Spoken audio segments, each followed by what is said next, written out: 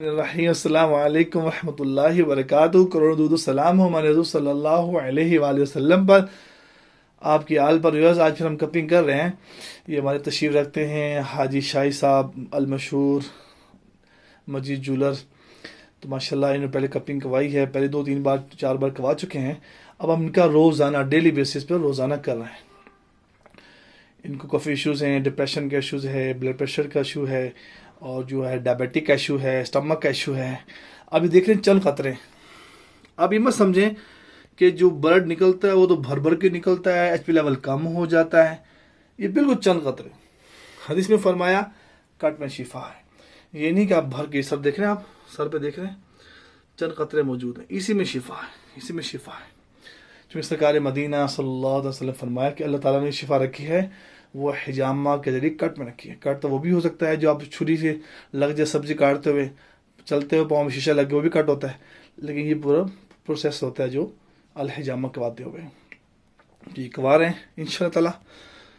اس کے بعد روٹین میں ان کا شروع کیا ہوا الحمدللہ۔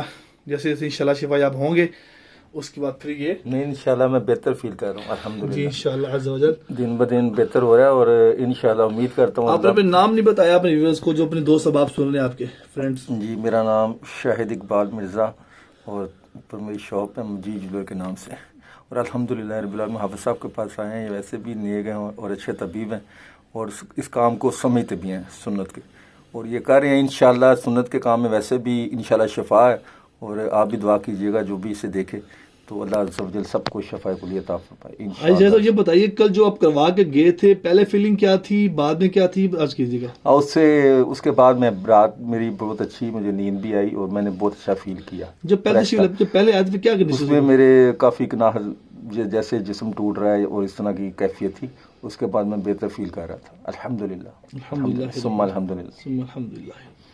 تو پینفل علاج تو نہیں ہے؟ اکثر لوگ ڈرتے ہیں اس معاملے میں۔ نہیں بالکل بھی ایسا نہیں ہے، ایسے لگتا ہے جیسے ہلکی ہلکی نا، جیسے کوئی خارش کر رہا ہے۔ جب وہ یہ اسے کٹ لگاتے ہیں نا، تو وہ کٹ کی درد بالکل نہیں، جو لوگ یہ سمجھتے ہیں نا کہ اس کی درد ہوتی ہے، وہ سمجھنے کو بالکل بھی نہیں ہوتی۔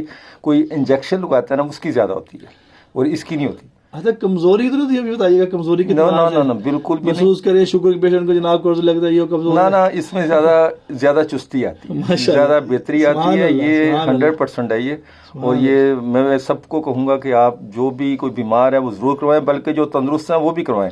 جو تندرست کروائیں گے وہ انشاءاللہ عز و جل اس نیت سے کرائیں کہ وہ سنت پر عمل کریں، اور انشاءاللہ وہ بیماری سے بچے رہیں گے۔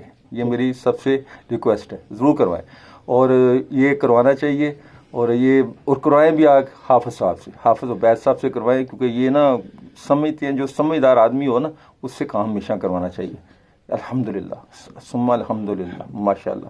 اور دوسری بات یہ ہے کہ آپ دیکھیں عام طور پہ جو کبھی کوئی کٹ لگے یا کہیں آپ نفس سے کوئی بلڈ نکالیں نا تو وہ ریڈ ہوتا ہے، اور یہ ابھی یہ کلوز کر کے بھی دکھائیں گے، یہ بلڈ نکلتے جیسے براؤن کالا سا ہوتا ہے۔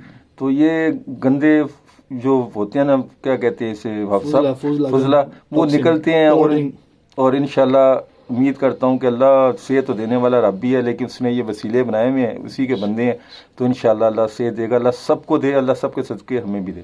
جزاک اللہ خیر، السلام علیکم ورحمۃ اللہ۔ آپ نے سنا کہ ماشاءاللہ حاجی شاہی صاحب نے جو ماشاءاللہ ان کی جولر کی شاپ ہے، انہیں ماشاءاللہ بڑی اچھی تفصیلی بات کی ہے ہمارے ساتھ۔ آپ یہ دیکھیں ان کے سر، آپ دکھائیے گا تھوڑا کر کے، یہ دیکھیں آپ کو ریڈ نہیں نظر آ رہا، برونش کلر کا ہوتا ہے نا، جیسے